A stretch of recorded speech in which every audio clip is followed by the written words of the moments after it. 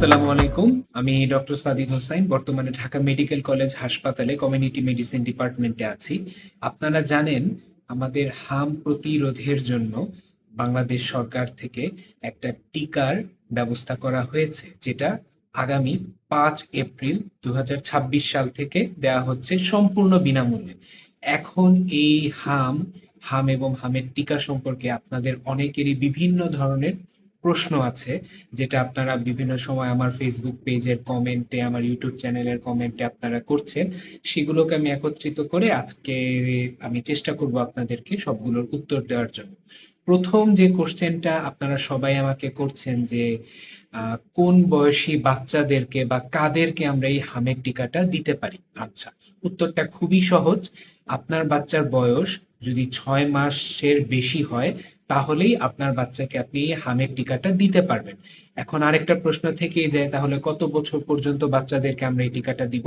আপনার বাচ্চার বয়স যদি 10 বছরের বেশি হয়ে যায়, তাহলে আপনার হামের টিকা দেওয়ার প্রয়োজন নেই। অর্থাৎ 6 মাস থেকে 10 বছরের বাচ্চাদের জন্য আমরা এই হামের টিকাটা দিব।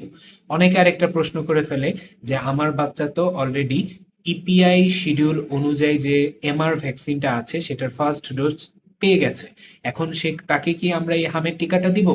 অবশ্যই তাকে হামের টিকাটা দিবেন, যদি 28 দিন বা 4 সপ্তাহর বেশি হয়ে যায়। অর্থাৎ উদাহরণস্বরূপ যদি বলি, আমরা এমআর ভ্যাকসিনটা দেই হচ্ছে 2টা ডোজে, একটা হচ্ছে 9 মাস কমপ্লিট হওয়ার পরে, আরেকটা 15 মাস কমপ্লিট হওয়ার পরে। আপনার বাচ্চার বয়স ধরেন 11 মাস, তার কিন্তু 9 মাস থেকে 11 মাস অর্থাৎ 8 সপ্তাহ হয়ে গেছে, তাকে কিন্তু ভ্যাকসিনটা দেওয়া যাবে।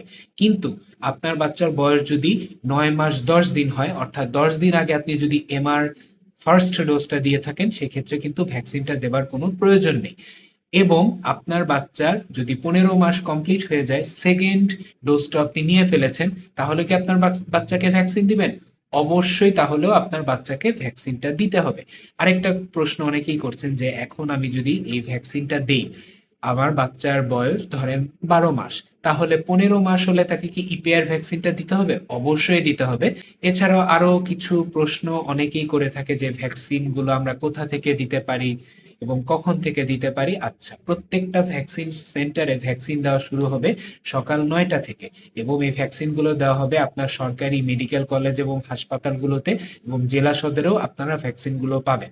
এছাড়াও বর্তমানে আইসিডিডিআরবি তাদের ট্রাভেলার্স ক্লিনিকেও ভ্যাকসিন দেওয়া শুরু করেছে। প্রশ্ন অনেকেই আমাকে করছে যে এই ভ্যাকসিন গুলো দেওয়ার জন্য কত টাকা লাগবে।